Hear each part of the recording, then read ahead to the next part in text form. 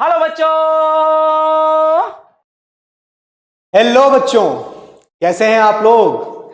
तो आज हम लोग अपने इस चैप्टर की कहानी को आगे बढ़ाएंगे, that is socialism in Europe and the Russian revolution. और लास्ट लेक्चर है आज इस चैप्टर पे। ये चैप्टर आज वाइंड अप हो जाएगा। बहुत ही मजेदार चैप्टर था, कहानी एकदम चरम पे अपने आ चुकी है।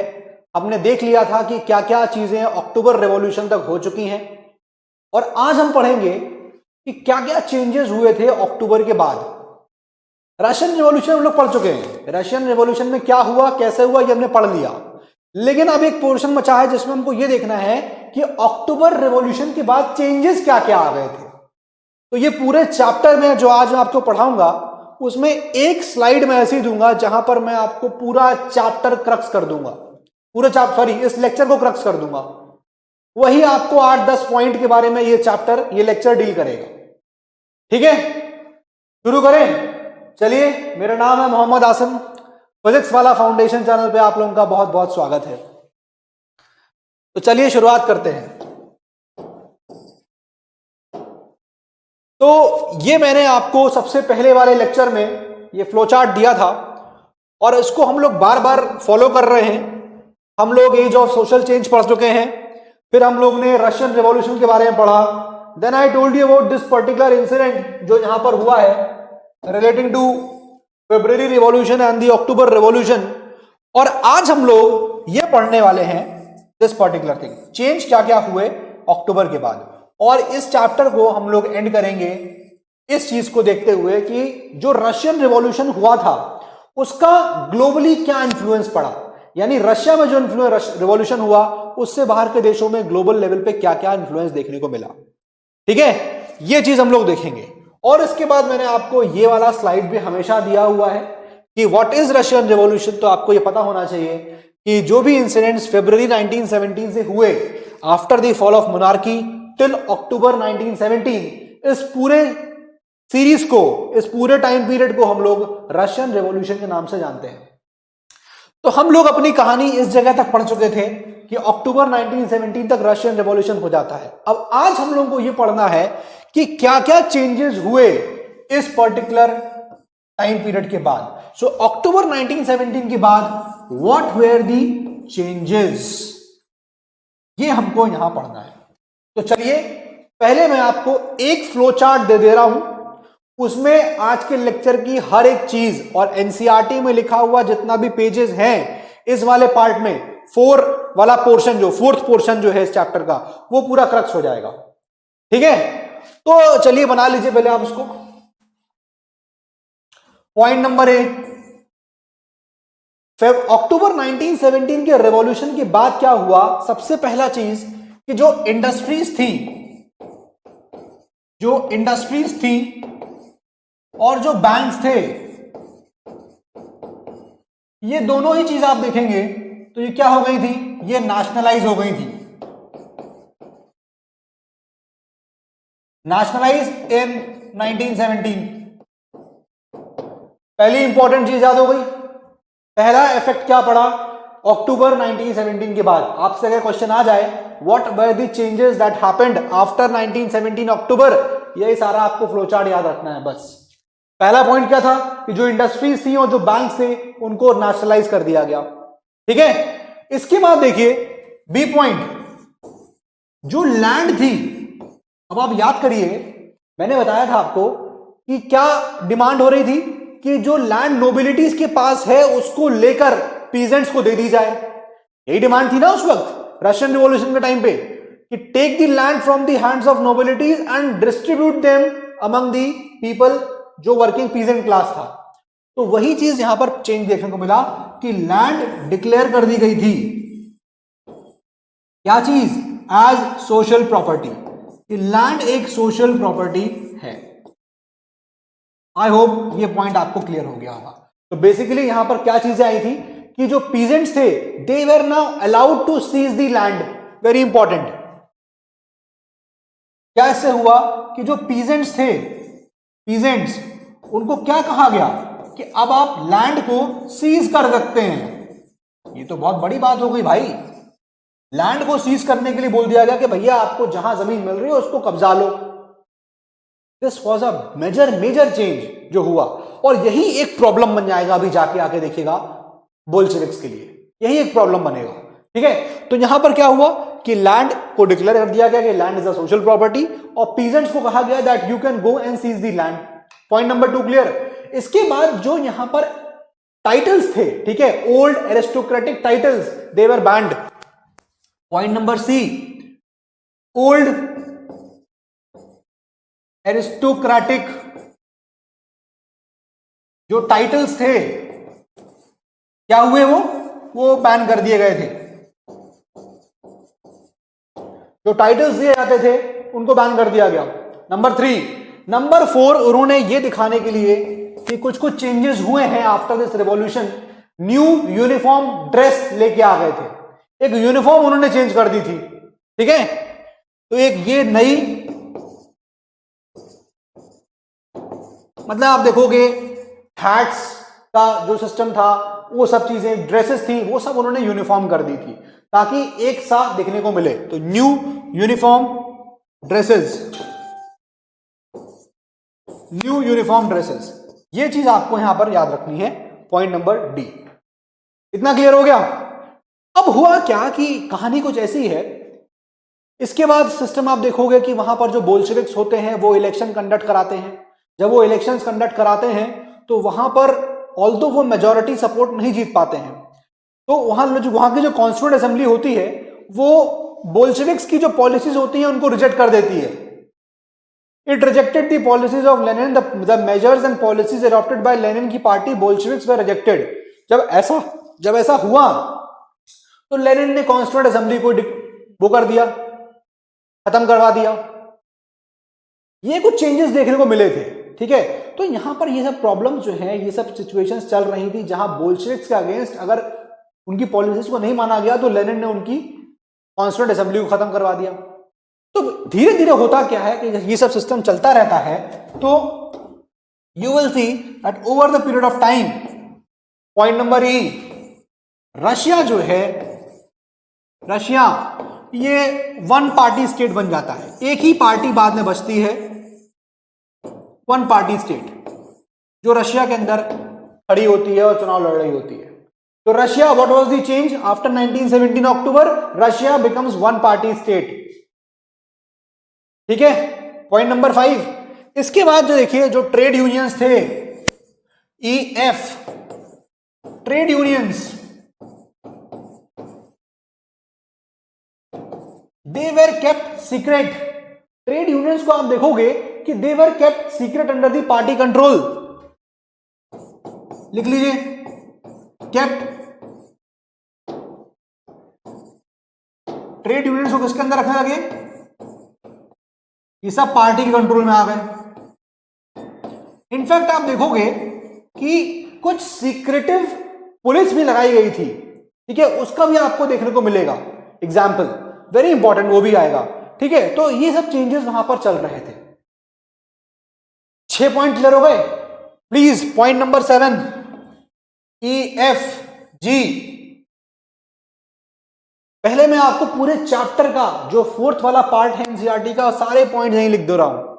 आप इन्हीं पॉइंट्स को घुमाते रहिएगा, पूरा चैप्टर इसी में आ जाएगा, लेक्चर नंबर 4 का। ठीक है, तो इंडस्ट्रियल यहां पर क्या आएगा इसके बाद कि जो इंडस्ट्रियल प्रोडक्शन था वो बहुत इंक्रीज हो गया था। इंडस्ट्रियल प्रोडक्शन क्या हो गया था, इंक्रीज हो गया था। सिर्फ चेंजेस हैं ये। व्हाट वर दी चेंजेस, आप ऑब्जेक्टिव टाइप आंसर में इतने सारे पॉइंट लिख सकते हो। और जो इंडस्ट्रियल प्रोडक्शन था, इट बेसिकली इंक्रीज्ड। इसके अलावा जो आपको देखने को मिलेगा EFGH, अब क्या किया उन्होंने, centralise planning, centralise economic planning ये स्टार्ट हो गई थी। ठीक है, very important, centralised planning introduced. अब बेसिकली ये क्यों किया गया, इसको मैं आपको थोड़ी देर में डिटेल में डिस्कस करूंगा। I will come back to this point ये पॉइंट मैं समझाऊंगा, ठीक है। I will explain you this point. अभी मैं बस आपको पॉइंट लिख रहा हूं ताकि आपको पॉइंट्स याद हो जाएं, एक ही स्लाइड में सारा चीजें आ जाएं। यहां तक क्लियर हो गया? इसके अलावा देखिए आप कि ये तो चेंजेस हुए ही, इसके अलावा you will find that this particular things, ये साथ में इसके आप देखोगे, मैं लिख दे रहा हूं, बस हम अदर पेन देखते हैं, अगर दिखता है तो, लिख पाते हैं तो देखिए यहां पर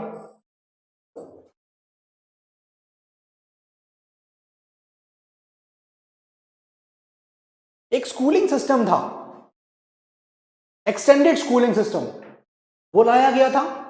और अपार्ट फ्रॉम दैट जो वर्किंग कंडीशंस इंप्रूव करने की बात हो रही थी कि वर्किंग कंडीशंस बहुत खराब थी बिफोर दी अक्टूबर 1917, तो उसके लिए क्रीशेस स्टैब्लिश किए गए वुमेन चिल्ड्रन के लिए। क्रीशेस क्या होते हैं? जैसे फैक्ट्री है, वहां पर क्या किया, एक जगह ऐसे बनाई जहां पर कोई लेडी अपने बच्चे को वहां पर देखभाल कर सके, उसको बोलेंगे वहां पर क्रीश। तो क्रीशेस स्टैब्लिश हुए। तो नंबर क्या, एक और पॉइंट हो गया, ABCDFGHI एक्सटेंडेड स्कूलिंग सिस्टम।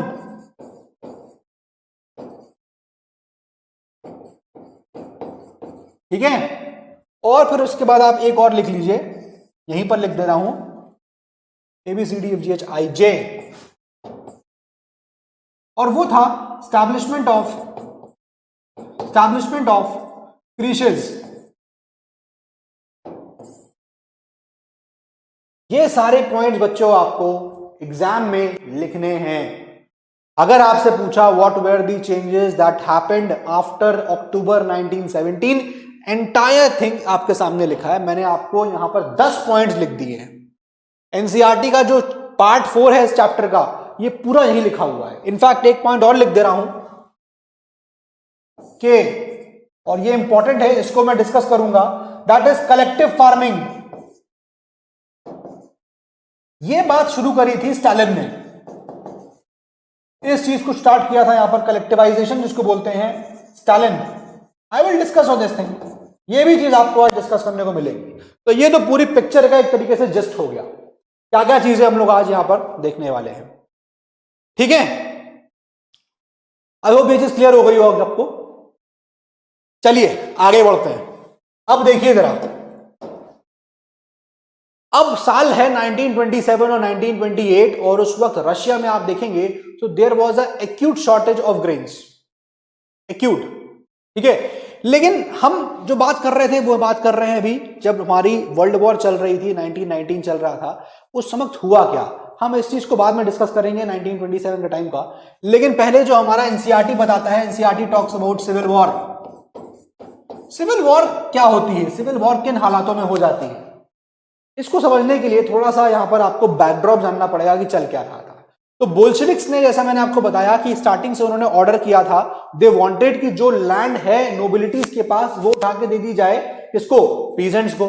ठीक है, सो यहां पर क्या लिख रहा हूं मैं, बोल्शेविक्स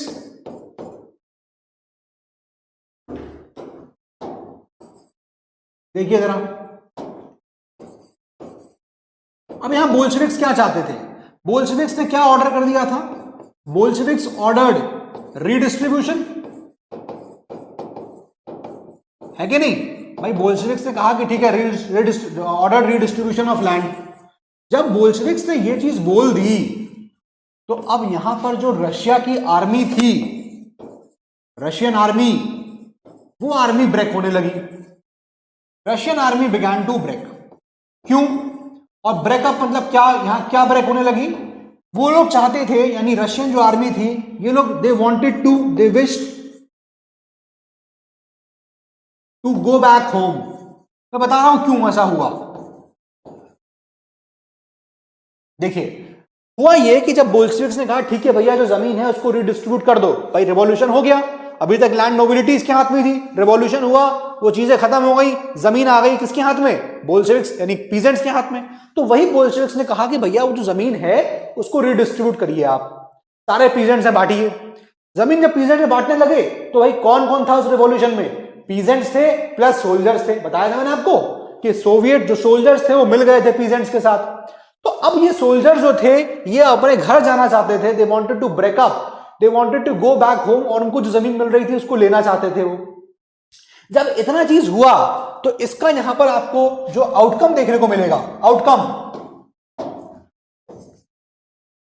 आउटकम इसका क्या देखने को आया?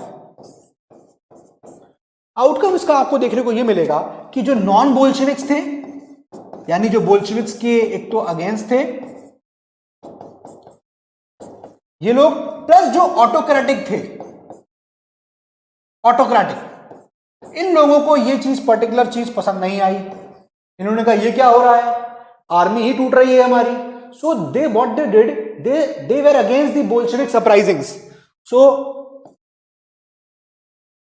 अगेंस्ट बोल्शेविक्स अपराइजिंग, समझ रहे हो आप इस चीज को?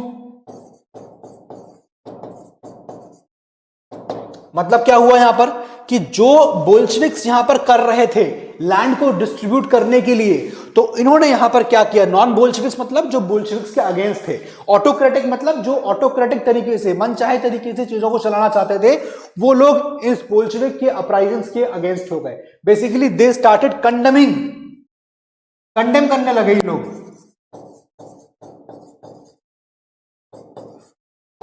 कंडेमिंग किसको, कंडेमिंग दी बोल्शेविक्स अपराइजिंग, ये लोग बोलने लगे। And for what, and for this what they did, ये आपको देखने को मिलेगा कि दे स्टार्टेड ऑर्गेनाइजिंग ट्रूप्स। अब इन्होंने कहा एक काम करते हैं, ट्रूप्स को ऑर्गेनाइज करते हैं, काहे के लिए, ताकि हम लोग बोल्शेविक से लड़ सकें। They started organizing troops to fight Bolsheviks, to fight Bolsheviks। समझिएगा जरा आप। और बोल्शेविक्स को अब यहां क्या कहने लगे थे ये लोग, रेड्स, रेड्स। तो Bolsheviks came to be known as reds. अब यहां पर क्या हुआ कि जब बोल्शेविक्स को रेड्स कहा गया, तो जो अब 1918 मतलब ये तो 1917 के अराउंड था, अक्टूबर 1917 के अराउंड रेवोल्यूशन हुआ, और फिर उसके बाद मैंने आपको इमीडिएटली चेंजेस बता दिए, क्या क्या चेंजेस हुए। और मैंने बताया कि उस वक्त जब चेंजेस स्टार्ट हुए तो वहां पर सिविल वॉर की सिचुएशन आ गई। भाई देखिए, समझने वाली बात है बच्चों, पहले कोई सिचुएशन, कोई ऑर्डर चलता था सोसाइटी में, उस ऑर्डर को आपने पलट दिया, रेवोल्यूशन हो गया, अब दूसरा ऑर्डर बन गया, आ गया। जब दो ऑर्डर्स एक साथ होंगे, भाई जो पुराना वाला है उसमें थोड़ी बहुत जान तो होती है ना, तो वो लोग तिलमनाते हैं कि ये नया ऑर्डर कैसे आ गया। तो ये पुराने वाले क्या करते हैं, फिर लड़ना शुरू कर देते हैं इनके नए वालों से कि ऐसा कैसे हो रहा है। तो उसी लिए यहां पर पुराने वालों ने बोल्शेविक्स को पार पाने के लिए ट्रूप्स को ऑर्गेनाइज किया, और उन बोल्शेविक्स को रेड्स के नाम से पहचाना गया था। ठीक है, 19, अब ये तो नया नया चीज था, नई नई बातें हो रही थी। तो आप 1918 और 1919 के टाइम पे देखोगे, इस वक्त इस सिनारियो में आप देखोगे तो रशिया जो है, रशिया मेजॉरिटी आप देखोगे कि इसको रूल कौन कर रहा था, रशियन, बेसिकली रशिया अंपायर जो है, रशिया अंपायर, ये कंट्रोल्ड बाय, कौन इसको कंट्रोल कर रहा था, it was controlled by here greens, बता रहा हूं कौन थे, on here whites, very very important. तो इनको कौन यहां पर कर रहा था control, greens and the whites. Whites कौन थे, व्हाइट्स बेसिकली वो लोग थे जो जार के फेवर में थे, प्रो जार, जो जार के फेवर में थे उनको हम लोग व्हाइट्स बोलते थे। और यहां पर जो ग्रीन्स थे बेसिकली वो क्या थे, इनको हम लोग बोलते थे सोशलिस्ट रेवोल्यूशनरीज, सोशलिस्ट रेवोल्यूशनरीज। तो आप देखोगे कि इस सिनेरियो में 1918-1919 के टाइम तक मैक्सिमम जो रशियन एम्पायर था, it was ruled by the greens and the whites. अभी रेवोल्यूशन जो हुआ है, अभी वहां सिर्फ चेंजेस आना स्टार्ट हुए हैं, बेसिक चेंजेस। मैंने फर्स्ट स्लाइड में आपको सारे चेंजेस बता दिए, लेकिन धीरे धीरे चेंजेस चेंज हो रहे हैं, मतलब होंगे ना, धीरे धीरे होंगे। तो यहां पर क्या हुआ कि बेसिकली 1918-1919 टाइम तक Russia was basically controlled by the whites and the greens. ठीक है, and these forces they were basically backed. ये लोग क्या होते थे, दे वर बैक्ड। कौन इसको बैक कर रहा था इन लोगों को, बैक्ड बाय फ्रांस, अमेरिका, ठीक है। Apart from that you will find Japan. ये सब लोग जो हैं इनको बेसिकली इसको यहां पर सपोर्ट कर रहे थे, ग्रीन्स को और व्हाइट्स को, बोल्शेविक्स के अगेंस्ट थे, इनको यहां सपोर्ट कर रहे थे। अब इस सपोर्ट में, इस तरह के एक्साइटमेंट में हुआ क्या कि यहां जो व्हाइट्स थे, देखिएगा क्या हुआ, देखिए जो व्हाइट्स थे उनसे गलती हो गई। और गलती क्या हुई व्हाइट से? व्हाइट से गलती ये हुई कि they were the supporter of private property. ठीक है ना भाई, ये प्राइवेट प्रॉपर्टी के सपोर्टर्स थे और बोल्शेविक्स इसके अगेंस्ट थे प्राइवेट प्रॉपर्टीज के। तो बेसिकली हुआ यहां पर क्या कि प्राइवेट प्रॉपर्टी के ये सपोर्टर थे। ठीक बात है, कोई दिक्कत नहीं है। लेकिन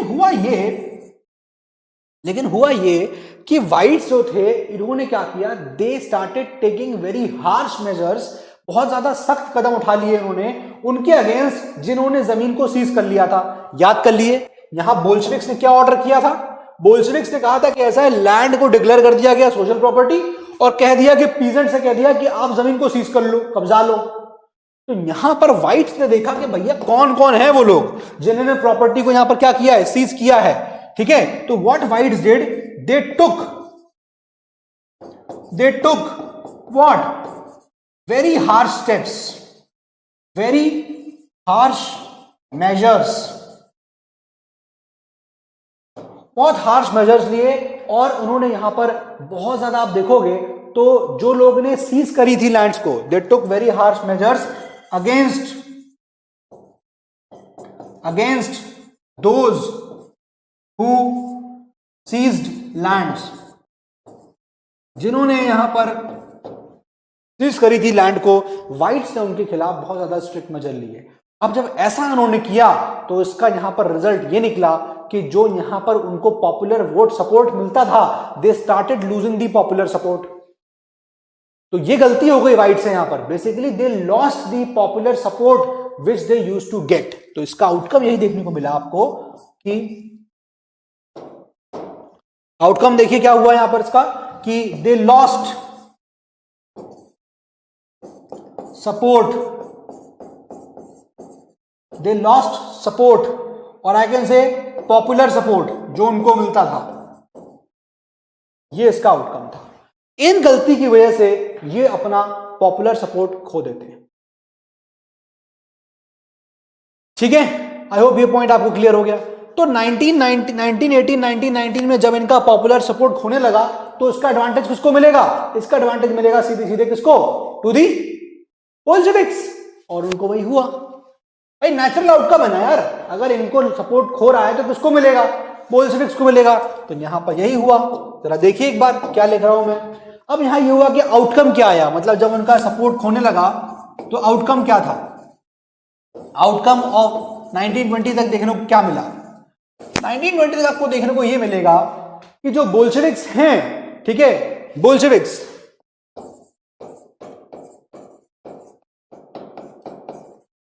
उन्होंने इस चीज का एडवांटेज लिया और धीरे धीरे आप देखोगे started controlling Russia, started controlling many areas. ठीक है, और बेसिकली ये लोग इसमें सक्सेसफुल क्यों हुए? How why they succeeded? एक रीजन तो ये हो गया साफ साफ कि भैया क्या हुआ था, एक रीजन कि उन लोगों ने गलत स्टेप ले लिया था। किसने? व्हाइट्स ने। क्यों सक्सेसफुल हुए बोल्शेविक्स? बिकॉज व्हाइट्स ने एक बहुत हार्श मेजर ले लिया था जिसकी वजह से लोग उनको पसंद करना बंद कर दिए थे। और दूसरा रीजन यहां पर सक्सेसफुल होने का यह था कि इनको यहां पर सपोर्ट मिला, सक्सीडेड इन गेटिंग सपोर्ट। किसका सपोर्ट? इसका सपोर्ट यहां पर नॉन रशियंस का, नॉन रशियन नेशनलिस्ट, मतलब जो रशिया के नेशनलिस्ट नहीं थे उनका सपोर्ट मिलना यहां पर स्टार्ट हो जाता है। ठीक है, आई होप ये चीज आपको यहां पर क्लियर हो गई। रीजन समझ में आ गया? बोल्शेविक्स को यहां एडवांटेज मिल गया। एडवांटेज मिलने का सीधा रीजन यही है कि व्हाइट्स ने गलती कर दी थी और दूसरी तरफ क्या था कि दे succeeded in getting the support cooperation from non Russian nationalities. ठीक है, अब यहां पर हुआ भी एक गलती और वो गलती हो गई अब बोल्शेविक से। वो क्या हुआ जरा देखिए यहां पर क्या होता है। एक जगह है जिसको हम बोलते हैं Khiva, it's in Central, you will find this in Central America के पास, सॉरी सेंट्रल एशिया, अमेरिका क्यों बोल रहे हैं, सेंट्रल एशिया, खीवा। यहां पर क्या हुआ कि बोल्शेविक्स ने दे यहां पर बेसिकली किल्ड, दे मैसेक्योर्ड मेनी लोकल नेशनलिस्ट और उन पे अपनी पॉलिसीज को इंपोज कर दिया। ठीक है, तो जब ऐसा हुआ खीवा में ये इंसिडेंट, खीवा क्या इंसिडेंट है, सिर्फ यहां पर याद रखना है इंसिडेंट क्या था। इंसिडेंट सिर्फ इतना था, दे ब्रूटली, बोल्शेविक्स जो थे दे ब्रूटली मैसेक्योर्ड, दे ब्रूटली किल्ड, ठीक है, किसको, लोकल नेशनलिस्ट को। तो इंसिडेंट क्या है प्लीज देखिए, इंसिडेंट बोल्शेविक्स का बी ऐसे लिख रहा हूं, बोल्शेविक्स किल्ड, किसको मार देते हैं ये, लोकल नेशनलिस्ट को।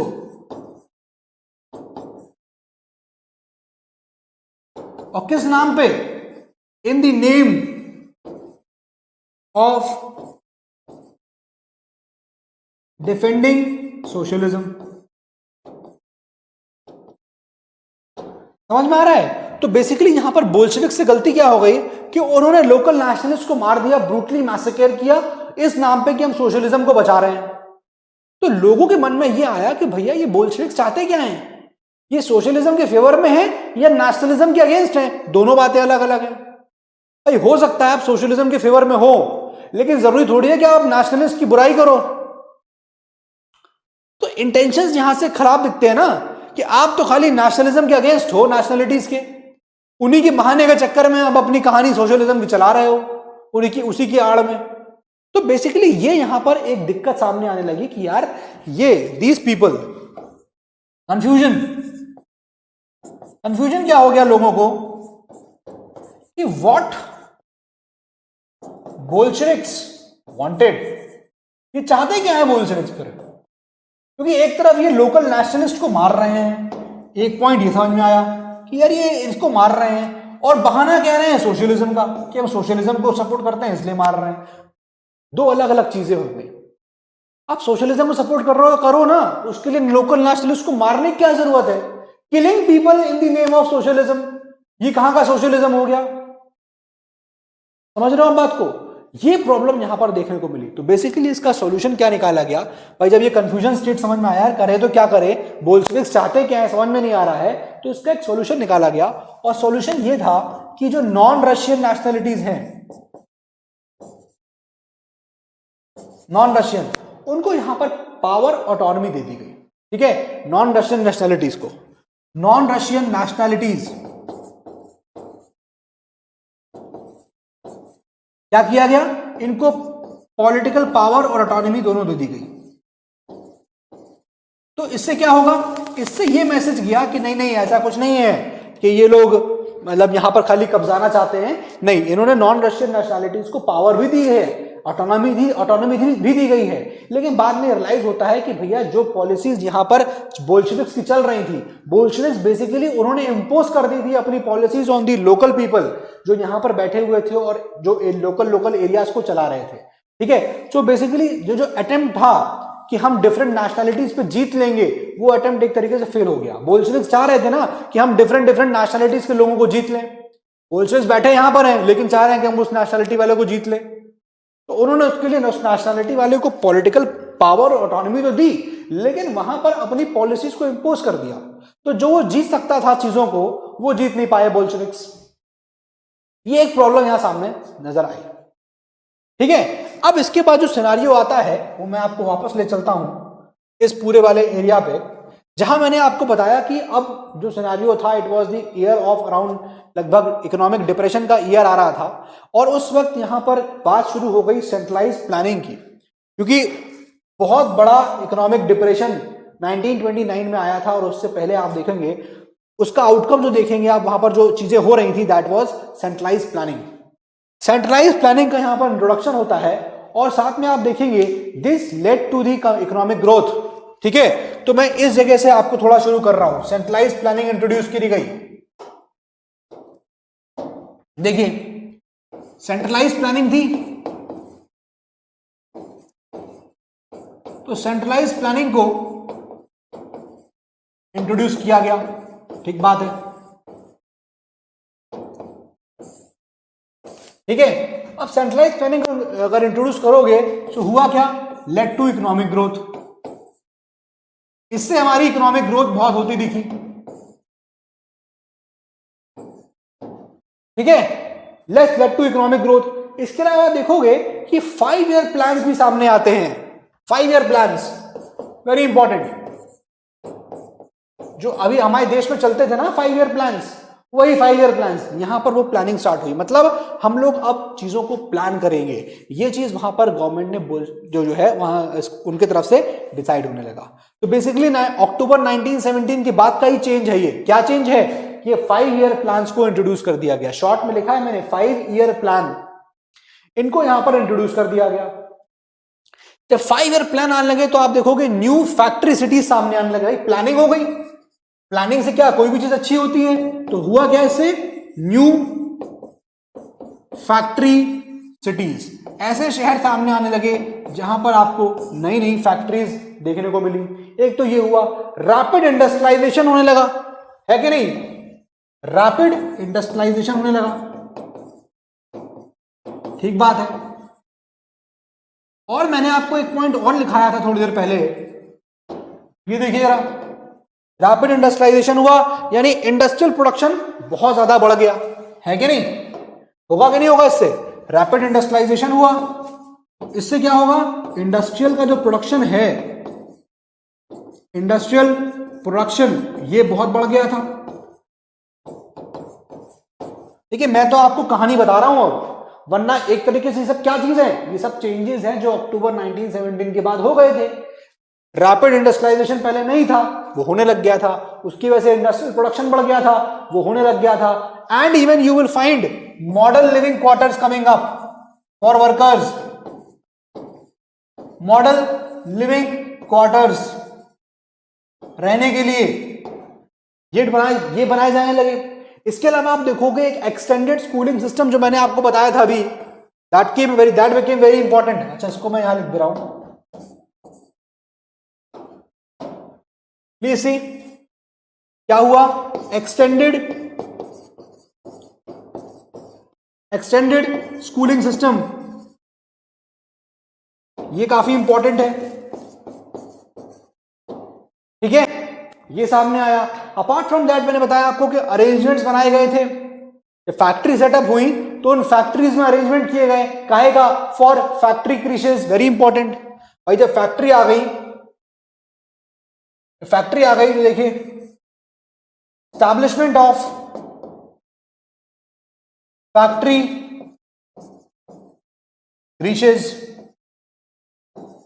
ठीक है ना, ये सब चीजें आपको देखने को मिली। इसके अलावा पब्लिक वर्क, जो पब्लिक हेल्थ की फैसिलिटीज थी वो बहुत अच्छी इंप्रूव हो गई, उसको भी लिख लीजिए आप एक बार लिखना हो तो, पब्लिक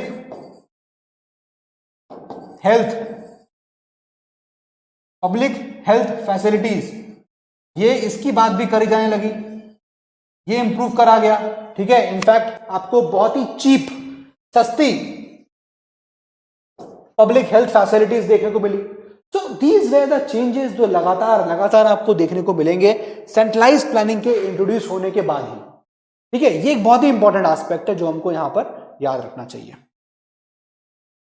ठीक है।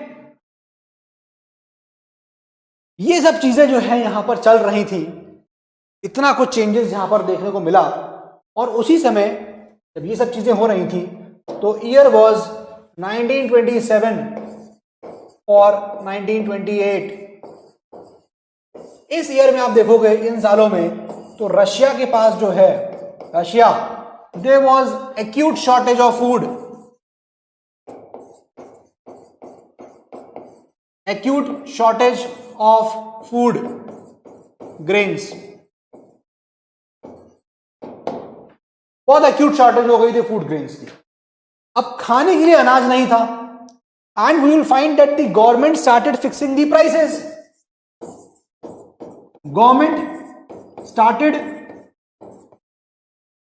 गवर्नमेंट ने अपनी प्राइसेस फिक्स करना शुरू कर दिए। तो भैया इसका आउटकम देखने को मिलेगा कि नहीं मिलेगा? जब गवर्नमेंट अपने प्राइसेस फिक्स कर देगी तो peasants what they will do, उन्होंने मना कर दिया कि हम इस प्राइस पे तो सरकार को नहीं बेचेंगे. सो पीजेंट्स बेसिकली तो रिफ्यूज टू गिव और sell their things to the government at these prices. और जब ये चीजें हुई, देखिएगा government started fixing the prices, तो यहां पर क्या हुआ, पीजेंट्स ने मना कर दिया. पीजेंट्स रिफ्यूज्ड कि हम तो नहीं देंगे. और जब इस तरह की सिचुएशन चल रही थी पूरे रशिया में, where you will find centralize planning तो आ गई थी, सब कुछ अच्छा था, बढ़िया चल रहा था. इस समय एक रशिया में एक आदमी की एंट्री होती है and his name is entry of Lenin.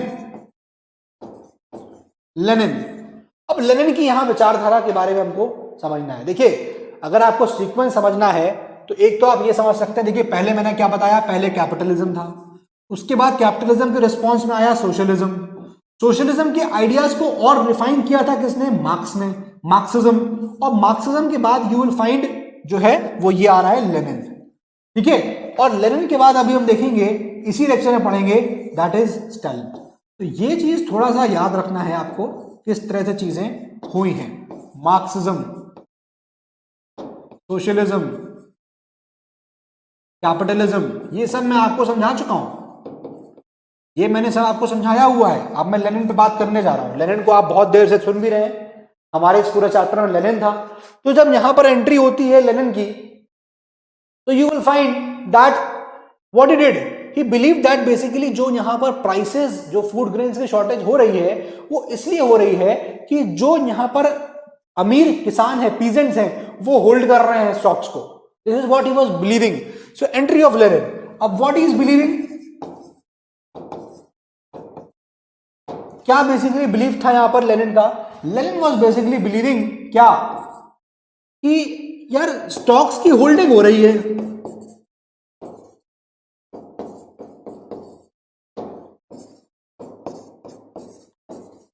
ये उसको लगा कि लगता है स्टॉक्स की होल्डिंग हो रही है, इसी वजह से सप्लाई कम हो रहा है, और सप्लाई कम होगी तो क्या होगा, ऑटोमेटिक प्राइस बढ़ जाएगा. ये उसका यहां पर थिंकिंग था. और जब ऐसा हुआ तो बेसिकली जब स्टॉक्स यहां पर जब आप होल्डिंग करोगे तो क्या होगा, प्राइसेस हाई हो जाएंगे. तो what Lenin was saying, Lenin was basically saying कि हमको यहां पर दो चीजें रोकनी है. एक तो स्पेक्यूलेशन, कितना प्राइस होगा, स्पेक्यूलेशन हमको रोकना है ऑफ प्राइसेस. ठीक है, एक तो उसने ये चीज बोला. दूसरा आप देखोगे सेट कि हमको क्या करना है, हमको कॉन्फिस्केट करना है. कॉन्फिस्केशन यानी जो लोग भी यहां पर स्टॉक्स को क्या किए हुए हैं, होल्ड किए हुए हैं, उसको हम लोग क्या करेंगे, वी विल कॉन्फिस्केट, हम उसको जब्त कर लेंगे. ये चीज बेसिकली यहां पर लेनिन बिलीव कर रहा है. देखिए why mind this word, Lenin ये सब चीजें मान रहा है कि ऐसा कुछ हुआ होगा. ठीक है, ये बात समझ में आ गया. तो बेसिकली लेनिन का बेसिकली यहां पर मानना क्या है, लेनिन का मानना ये है कि यहां पर कन्फिस्केशन हुआ है. और ये एक बहुत ही इंपॉर्टेंट यहां पर चीजें जो हैं, दिक्कतें यहां सामने आ रही हैं. ठीक है, समझ में आ रही है कहानी, कोई दिक्कत तो नहीं आ रही है आप लोगों को लेक्चर्स में बीच में? क्लियर? अरे एंट्री ऑफ स्टालिन. तो स्टालिन बेसिकली यहां उसकी एंट्री होती है. लेनिन हम देख चुके हैं पूरे चैप्टर में. स्टालिन की जब एंट्री होती है तो स्टालिन का ये मानना होता है कि यहां पर प्राइसेस जो बढ़े हुए हैं स्टॉक्स के, फूड ग्रेन्स के, वो बेसिकली इसलिए बढ़े हुए हैं कि लोगों ने यहां पर होल्डिंग करना स्टार्ट कर दिया है. और इसलिए उसने कहा, उसका स्टालिन का मानना यह था कि हमको स्पेकुलेशन जो प्राइसेस के होते हैं वो हमको रोकना है. और दूसरा हमको वो सारी चीजें, वो सारा चीजें स्टॉक्स जो होल्ड कर ली गई हैं उसको हमको यहां पर कन्फिस्केट कर लेना है. ये चीज यहां पर वो बोल रहा था. And this is the year of 1927, 1928. ठीक है, क्लियर हो गया. अब यहां पर क्या हुआ जरा समझिएगा. अब स्टालिन बेसिकली कर क्या रहा है, समझने वाली बात है. तो अब स्टालिन को यह लगा कि यार एक काम करते हैं, चलो जो लोग स्टॉक्स को होल्ड कर रहे हैं चल के उनके यहाँ रेड मारते हैं। सो बेसिकली यहां पर स्टैलिन का पहला अप्रोच ये था, Stalin he started raiding and raiding whom? Raiding the kulaks. Kulaks basically कौन थे? Well to do farmers, well to do farmers या पीजेंट्स। मतलब बेसिकली यहां पर स्टैलिन ने कहा कि काम करते हैं, जो उसका मानना ही था कि लोगों ने स्टॉक्स को होल्ड कर रखा है, इसी वजह से प्राइसेस बहुत हाई हो गए हैं, तो उसने क्या किया, स्टार्टेड रेडिंग, रेड मारनी शुरू कर दी। कहां पर? कुलक्स। ये वर्ड एनसीईआरटी में यूज किया गया है, किसके लिए? उन किसानों के लिए, उन पीजेंट्स के लिए जो वेल टू डू हैं, यानी वो थोड़ा सा मजबूत है फाइनेंशियली, बिल्कुल गरीब नहीं है, थोड़ा सा मजबूत है, इसके लिए यहां पर जो है उसने एनसीईआरटी में वर्ड यूज किया गया कुलक्स। तो यहां पर इन लोगों का रेड करना शुरू कर दिया गया। जब रेड करना शुरू किया गया तो बेसिकली यहां पर इसके बाद भी आप देखोगे फूड की शॉर्टेज कंटिन्यू रही, स्टिल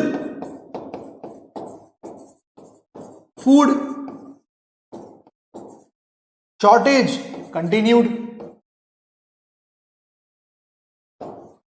स्टिल आप देखोगे फूड का शॉर्टेज जो है वो कंटिन्यू होता रहा। तो यहां पर एक बहुत ही इंपॉर्टेंट तरीकों से, यानी एक इंपॉर्टेंट मेथड जो है वो सामने आता है, एंड दैट इज, जो स्टैलिन यहां पर रिकमेंड करता है, कलेक्टिव फार्म्स।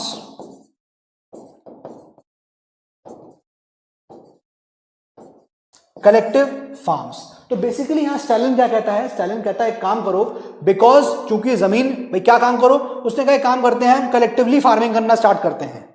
और वो क्यों? क्योंकि अभी तक क्या है कि हर आदमी के पास बहुत छोटी छोटी जमीन है, बहुत लैंड होल्डिंग बहुत स्मॉल है। What Stalin was saying? Stalin was saying that small land holding है लोगों के पास, स्मॉल लैंड होल्डिंग, समझिएगा जरा। अब स्मॉल लैंड होल्डिंग क्यों है भाई? रीजन इसका यहां छुपा हुआ है, देखिए जरा क्यों होगी। क्योंकि लैंड को सोशल प्रॉपर्टी डिक्लेयर किया गया था, और फिर उसके बाद यहां पर बोल्शेविक्स ने ऑर्डर कर दिया था कि लैंड को आप रीडिस्ट्रीब्यूट कर दीजिए। जब लैंड का रीडिस्ट्रीब्यूशन हुआ तो अब जो बड़ी बड़ी जमीनें थी वो छोटी छोटी जमीनें में कन्वर्ट हो गई, और सब लोगों को थोड़ा थोड़ा टुकड़ा मिलता चला गया। तो बेसिकली कहने का मतलब यह है कि एक आदमी के पास बहुत कम हिस्सा था लैंड को कल्टीवेट करने का। भाई पहले जमीन ज्यादा बड़ी थी, लेकिन जब उसको डिस्ट्रीब्यूट किया गया तो हर के हिस्से में कम कम लैंड आई। जब लैंड कम आई तो स्टैलिन ने बेसिकली यहां पर यही कहा, स्टैलिन ने कहा कि यार ऐसा है कि स्मॉल लैंड होल्डिंग होने की वजह से लोगों के पास क्योंकि जमीन कम है, इसकी वजह से जो प्रोडक्शन है ग्रेन्स का वो उतना नहीं हो पा रहा है, और इसी वजह से उसने कहा कि काम करते हैं हम लोग कलेक्टिव फार्मिंग करेंगे, यानी सब लोग मिलकर यहां पर फार्मिंग करें। और यहां से एक बहुत ही इंपॉर्टेंट वर्ड कॉइन हो जाता है, एंड दैट इज, समझिएगा, and that is Stalin's collectivisation programme. Please write. Outcome क्या निकल के आया इसका? Outcome Stalin's collectivisation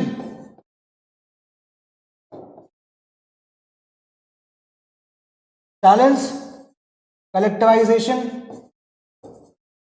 programme. ये चीज यहां पर सामने निकल के आती है। अब जरा समझिए यहां क्या हुआ। ये जो कलेक्टिव फार्म्स की बात वो कर रहा था कि भैया चूंकि लैंड का होल्डिंग बहुत कम कम है तो हमें क्या करना चाहिए, उसने कहा एक काम करते हैं कि हम लोग कलेक्टिव फार्मिंग करेंगे। कॉन्सेप्ट समझिएगा आप। और जो लोग मना कर रहे थे कलेक्टिव फार्मिंग करने से, basically those who are refusing, उनका क्या हो रहा था? दे वर पनिश्ड, उनको यहां पनिश किया जा रहा था। समझ में आ रहा है? उनको पनिश कर रहे थे। तो बेसिकली यहां पर उसका ऑब्जेक्टिव ये था कि हम लोग जो है वो टोटली, स्टैलिन क्या चाह रहा था? स्टैलिन चाह रहा था कि हम लोग कुल्लक्स को, कुल्लक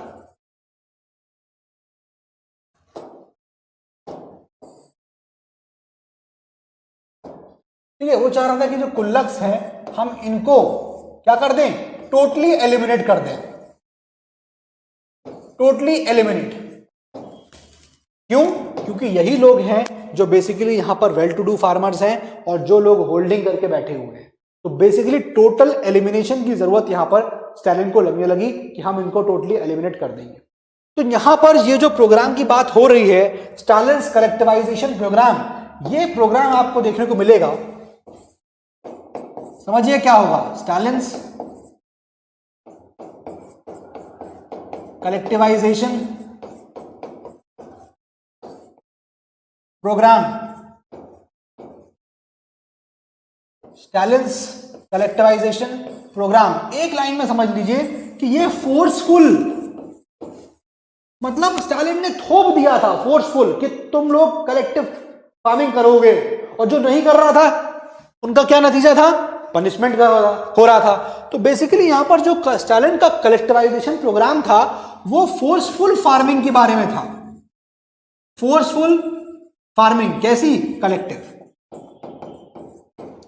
ये उसने यहां पर थोप दिया कि उसको लगता था कि भैया एक तो होल्डिंग हो रही है, दूसरी बात जमीन का साइज बहुत छोटा है लोगों के पास, इस वजह से प्रोडक्शन नहीं हो पा रहा है ग्रेन्स का। तो अगर हम लोग किसी तरीके से इन कुल्लक्स को एलिमिनेट कर सकें और जमीन को एक साथ ले आए, भाई कुल्लक्स एलिमिनेट हो गए, इसका मतलब जो होल्डिंग हो रही है वो नहीं होगी, और दूसरी बात जो जमीन छोटी छोटी है लोगों के पास उसको एक साथ कर दें, कलेक्टिव फार्मिंग कर दें, तो हमारा तरीका ये निकल सकता है। ये स्टालिन की यहां पर सोच थी। आई होप ये चीज आप यहां समझ रहे होंगे,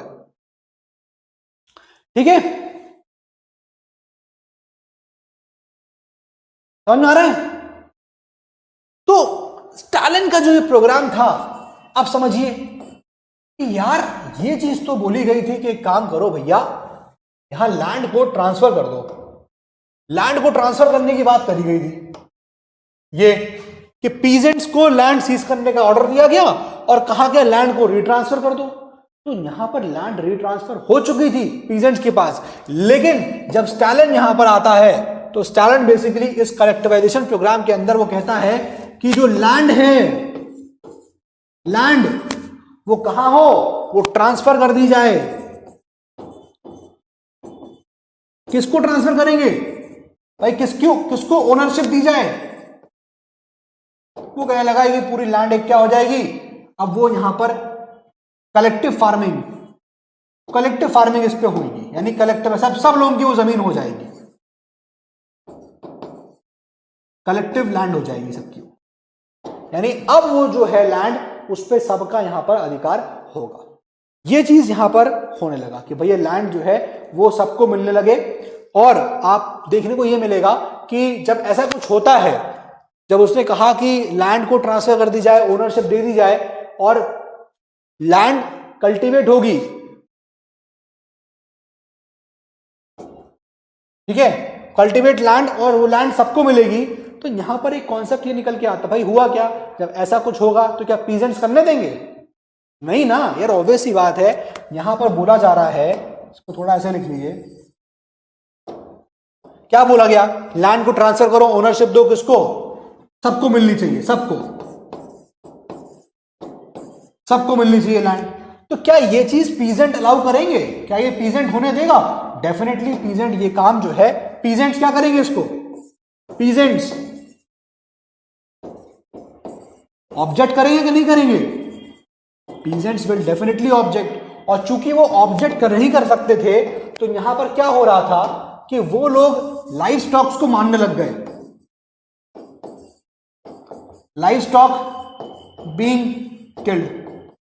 वो कहने लगे ठीक है जाओ, अगर हमारी नहीं तो हम लाइव स्टॉक को मार रहे हैं, you will find kettles etcetera बहुत ज्यादा मार दिए गए थे, ताकि वो लोग ये काम कर ही ना पाए। पीजेंट्स ने इस तरीके से अपने आप को रिवोल्ट किया, अपने आप को उन्होंने अपना स्टैंड इस तरीके से रखा था, ठीक है। सो बेसिकली यहां पर जो पीजेंट्स थे, they were opposing collectivisation. So basically peasants opposing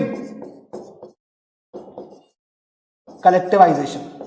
अब यहां पीजेंट का व्यू क्या था, यहां पीजेंट्स का क्या व्यू था, पीजेंट्स ऐसा यहां पर क्यों कर रहे थे। देखिए पीजेंट्स का कहना यह था कि देखिए ऐसा नहीं है कि हम बहुत रिच हों, ऐसा नहीं है कि हम यहां सोशलिज्म के अगेंस्ट हों, ऐसा कुछ भी नहीं है, जस्ट दैट कि हम लोग कलेक्टिवाइज तरीके से फार्मिंग नहीं करना चाहते हैं।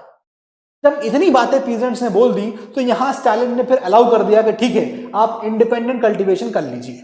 तो बेसिकली यहां पर जब पीजेंट्स अपोज कर रहे थे तो बेसिकली इनका व्यू क्या था, व्यूज, इनका व्यू ये था कि पहला, वी आर नॉट रिच, ऐसा तो है नहीं कि हम यहां पर बहुत रिच हों, वी आर नॉट रिच। दूसरी बात उसने कहा कि we are not against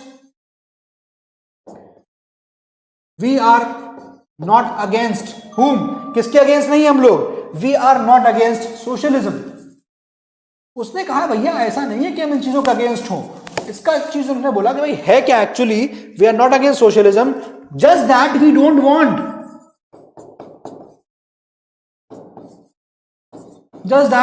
we don't want to do collectivise farming. तो जब इतनी बातें यहां पीजेंट्स ने बोल दी तो यहां पर फिर स्टालिन कहता है, स्टालिन बेसिकली अलाउज, क्या अलाउ कर देता है, इंडिपेंडेंट कल्टीवेशन। ठीक है आप लोग काम करिए, आप लोग कल्टीवेशन कर लीजिए इंडिपेंडेंटली, लेकिन स्टिल यू विल फाइंड कि इन सब चीजों का भी ज्यादा यहां पर फर्क नहीं देखने को मिला।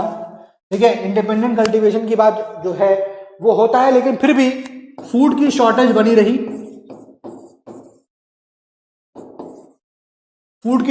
रही, और in fact you will find that in from the year 1930 से लेकर 1933 this was the period when bad harvest होता है, और I can tell you that worst famine इसी पीरियड में पड़ता है। मतलब इतना ज्यादा कलेक्टिव एफर्ट के बावजूद आपको देखने को मिलता है स्टालिन को अलाउ करना पड़ता है। जब उसको देखा कि यार पीजेंट्स मान नहीं रहे हैं, पीजेंट्स रिवोल्ट कर रहे हैं, ऊपर से फायदा भी नहीं हो रहा है, तो स्टालिन ने कहा ठीक है इंडिपेंडेंट कल्टीवेशन करिए। उसको लगा देखिए फिर भी देखने को मिला कि उसने देखा कि फूड शॉर्टेज फिर भी हो रही है, and in these years you will find the problem was more exaggerated, more like दिक्कत वाली, ज्यादा दिक्कत वाली चीजें थी।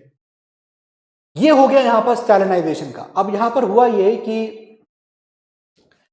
जब इतना चीजें हो गई तो you will find that production जो था वो ज्यादा बढ़ा नहीं, और प्रॉब्लम्स जो है that they continued in the period of after Stalin. ठीक है, तो ये हमारा यहां पर वो चैप्टर का जो पोर्शन है that gets completed, and I hope मैंने ये पूरा, आप देखिए आपको समझ में आ गया होगा कि ये जो हम बात, ये हमने ये पूरा यहां पर समझ लिया। ये पूरा चैप्टर जो वीडियो गया है इसी के ऊपर था। कलेक्टिव फार्मिंग तक मैंने आपको बताया, क्रीशेस बताए, एक्सटेंडेड स्कूलिंग एजुकेशन सिस्टम बताया। अब हम देखने जा रहे हैं लास्ट पोर्शन, छोटा सा पोर्शन है कि यूएसएसआर का जो बेसिकली यहां पर जो ग्लोबल इन्फ्लुएंस क्या था रशियन रेवोल्यूशन का। ठीक है, ज्यादा इसमें कुछ है नहीं, आई डोंट थिंक कि इसमें जो कुछ आपको ज्यादा क्वेश्चंस भी इनफैक्ट बनेंगे, लेकिन फिर भी अगर हम ग्लोबल इन्फ्लुएंस देखना चाहें, global influence of Russian revolution,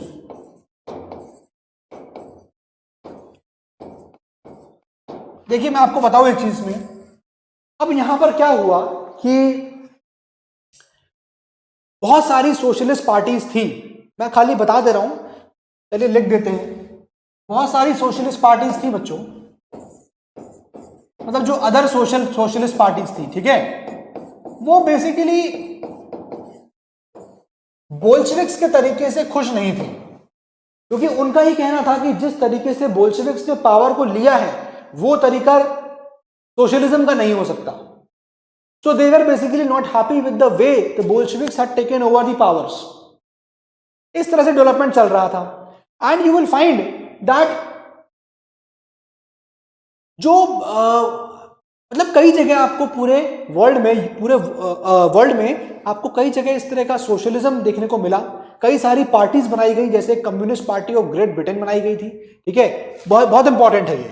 मतलब एक तो मैं बता रहा हूं क्या ग्लोबल इन्फ्लुएंस है, पहला पॉइंट तो यही है कि जो सोशलिस्ट पार्टीज थी, अदर सोशलिस्ट पार्टीज, वो बोल्शेविक के तरीके से खुश नहीं थी। The way they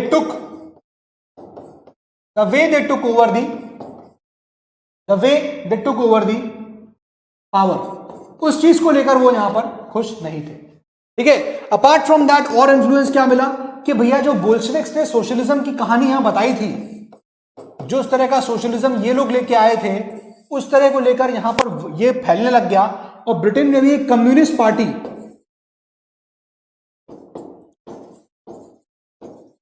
communist party of great Britain ये सामने बन के आ गई। ठीक है, याद रखिएगा कि अभी तक जो बेसिकली यहां पर बोल्शेविक्स थे उनकी पार्टी का रीनेमिंग भी हो गया था। बोल्शेविक्स की पार्टी को रीनेम कर दिया गया था, बाद में आप देखेंगे कम्युनिस्ट पार्टी करके, कम्युनिस्ट पार्टी ऑफ रशिया। ठीक है, तो communist party of great Britain इस तरह से फॉर्म हुआ। इनफैक्ट बोल्शेविक्स ने एक और बनाया, दैट वाज कॉमिंटर्न। अभी कॉमिंटर्न जो है ये बना हुआ है CUM, इसका मतलब होता है यहां पर कम्युनिटी से हो गया, कम्युनिस्ट से हो गया। ठीक है, और इंटर्न का मतलब यहां पर जो है वो हो गया इंटरनेशनल से। तो बेसिकली एक तरीके से इंटरनेशनल कम्युनिटी, इंटरनेशनल कम्युनिस्ट का जो एक रूप है वो यहां बनाया गया, जिसको बोलते हैं कॉमिंटर्न। तो ये क्या चीज था? ये एन इंटरनेशनल बॉडी है, ये एक तरीके से एन इंटरनेशनल बॉडी, ठीक है, जो प्रो बोल्शेविक्स थी, जो प्रो बोल्शेविक थी, ये भी यहां फॉर्म होते हुए देखिए। लेकिन आप देखेंगे कि जिस तरीके से यहां पर बोल्शेविक्स अपना काम कर रहे थे, बोल्शेविक्स जिस तरीके से अपनी चीजों को प्रोपेगेट कर रहे थे, तो बहुत जगह इस चीज को रियलाइज किया गया कि बोल्शेविक्स अपनी बातों को थोपने लगे हैं। और इनफैक्ट 1950s तक इस चीज को फुल्ली रियलाइज कर लिया गया था कि मतलब जब सेकेंड वर्ल्ड वॉर स्टार्ट हो रही थी, तभी मतलब outbreak of the second world war था। वर्ल्ड वॉर 2 के पास यहां पर क्या हुआ कि सोशलिज्म का एक ग्लोबल फेज बन गया था, हर आदमी सोशलिज्म को जान रहा था। कैपिटलिज्म के अगेंस्ट आया था ना, कैपिटलिज्म था, कैपिटलिज्म का सोशलिज्म आया। तो ना जब सेकेंड वर्ल्ड वॉर स्टार्ट होती है तो उस समय तक सोशलिज्म का चेहरा सब लोग जानने लगे थे। एक बड़ा डेवलपमेंट ये था। लेकिन आप देखोगे 1950 आते आते वहां लोगों को रियलाइज हो गया था कि यार ये बताओ, एक ऐसा देश, मैंने बताया था ना रशिया, बिल्कुल इंडस्ट्रियलाइज नहीं था, बिल्कुल भी। ठीक है, जरा समझिए इस चीज को। देखिए रशिया, यहां पर क्या हो गया, यहां पर इंडस्ट्रीज आ गई यार। You will find industries coming up and you will find agriculture. Industries, agriculture, these things started developing. तो यार जो एक गरीब देश था वो इतना अमीर देश कैसे हो गया? 1950s तक ये चीजें लोगों के दिमाग में खनकने लग गई कि यार ये क्यों हो रहा है। 1950s रियलाइजेशन हुआ कि Russia which was a very very very poor country, it had turn into a country जहां पर इंडस्ट्रीज और एग्रीकल्चर ये होने लगे थे, ये बनने लगे। और जब इंडस्ट्रीज और एग्रीकल्चर का ग्रोथ हुआ तो डेफिनेटली क्या होगा यहां पर भाई, इससे क्या होगा, इकोनॉमिक डेवलपमेंट होगा। इकोनॉमिक डेवलपमेंट भी हुआ उस कंट्री में। लेकिन आपको देखने को मिलेगा कि ये कंट्रीज के इकोनॉमिक डेवलपमेंट के साथ साथ यहां पर लिमिटेशंस और रिस्ट्रिक्शंस बहुत आ गई थी। लिमिटेशंस एंड रिस्ट्रिक्शंस, तो देखिए ये तो एक बेसिक चीज होती है किसी भी सोशलिस्ट कंट्री की, कि वहां पर जो गवर्नमेंट होती है that keeps a limitation and restriction on the things. ठीक है ना, देखिए दो चीजें हैं, एक कॉन्सेप्ट याद रखिएगा, एक होता है कैपिटलिज्म। कैपिटलिज्म जहां पर non interference of the government, government बिल्कुल भी इंटरफेयर नहीं करेगी। Non interference of government in market control. कोई भी यहां पर चेंज जो चीजें होती हैं वो कैपिटलिज्म में नहीं होती, गवर्नमेंट कोई इंटरफेयर नहीं करती है। ठीक है, तो और सोशलिज्म की बात करें, सोशलिज्म की बात करूं आपसे, तो सोशलिज्म में यहां पर गवर्नमेंट का इंटरवेंशन होता है। ठीक है, गवर्नमेंट यहां इंटरवीन करती है। अब अपनी इंडिया जो थी, इंडिया, मैं आपको जस्ट इस चैप्टर से थोड़ा बाहर बता रहा हूं, हमारी इंडिया इसका बीच का पाथ फॉलो करने लगी और हम यहां पर मिक्स्ड इकोनॉमी हो गए। मिक्स्ड इकोनॉमी, भाई एक इकोनॉमी थी कौन सी, कैपिटलिस्ट इकोनॉमी, एक इकोनॉमी कौन सी है, सोशलिस्ट इकोनॉमी। हमारा क्या हो गया, मिक्स्ड इकोनॉमी, यानी हम लोग जो है दोनों का बीच का पोर्शन रहा। ठीक है, मिक्स्ड इकोनॉमी निकल के आती है। तो बेसिकली मैं आपको यह बता रहा था कि यहां पर सोशलिज्म की वजह से इंडस्ट्रीज, एग्रीकल्चर भी आने लग गए, इकोनॉमिक डेवलपमेंट होने लग गया। ठीक है, और लिमिटेशंस एंड रिस्ट्रिक्शंस लगना शुरू हो गए थे। तो ये पूरा चैप्टर है हमारा which is dealing with the socialism in Europe and the Russian revolution. तो रशियन रेवोल्यूशन तो मैंने वही बता दिया आपको, पिछले लेक्चर खत्म हो गया था। लेकिन सोशलिज्म इन यूरोप में चेंजेस कैसे होते गए, सोशलिज्म कैसे आ गया था, सोशलिज्म में बार बार चेंजेस, बाद में चेंजेस क्या आए, तो ये आपको देखने को मिला कि यार 1950s के बाद तो जो इन्फ्लुएंस था रशियन रिवॉल्यूशन का वो कैसा पड़ा पूरे दुनिया पे। ठीक है, सोशलिज्म की कहानी बदलने लग गई थी। अब सोशलिज्म में गवर्नमेंट इंटरवेंशन आने लग गया, चीजों को लिमिटेशन, चीजों पर रिस्ट्रिक्शन लगना स्टार्ट हो गए थे। तो आई होप ये पूरी कहानी जो है आपको इस चैप्टर नंबर 2 की वो यहां पर क्लियर हो गई है और हमारा चैप्टर भी यहां पर वाइंड अप हो गया है। कोई अगर आपको दिक्कत हो इस चैप्टर से रिलेटेड तो आप डेफिनेटली टेलीग्राम ग्रुप पे है, वहां पर आप लिख के भेज सकते हैं। ठीक है, जितना हो सका, जितना इस चैप्टर का तो एक बच्चों याद रखिएगा, ये जो फ्लो चार्ट मैंने आपको दिया है, काइंडली इस फ्लो चार्ट को तो आप लोग रिलीजियसली फॉलो कर लीजिएगा। पूरा क्रक्स है ये, पूरा क्रक्स। ठीक है, तो कोई दिक्कत अगर आपको हो तो वो आप बताइएगा, टेलीग्राम पे आप लोग पोस्ट कर सकते हैं। मिलते हैं अगले लेक्चर में। Nazism and the rise of Hitler, ये हमको करना है, बहुत इंपॉर्टेंट टॉपिक होगा। और इसके अलावा हमारे ज्योग्राफी के कुछ टॉपिक्स बचे हुए वो भी हम टेकअप करेंगे। ठीक है, चलिए पढ़ते रहिए, फिर अगले लेक्चर में मिलते हैं। Till then take care, have a great day. पढ़ाई करते रहें, ऑल द वेरी बेस्ट।